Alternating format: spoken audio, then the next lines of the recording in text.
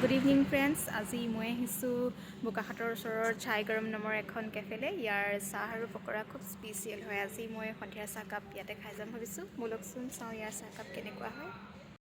এই কেফেখন দেখিবলৈও খুব ধুনীয়া হয়। বাঁহৰ গোটেই ঘৰটো ৰোড সাইডতে আছে। এখন ইয়াৰ মেনু।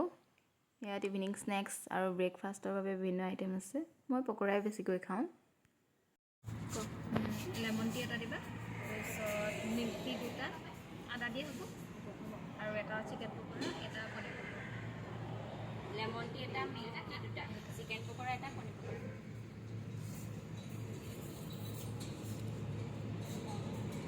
মাত কাট দিছে, আৰু এইখিনি হৈছে পনীৰ পকৰা আৰু এইখিনি চিকেন পকৰা। এতিয়া চাহ খাব লাগে।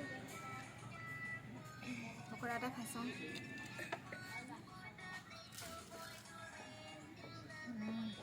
ধুনীয়া।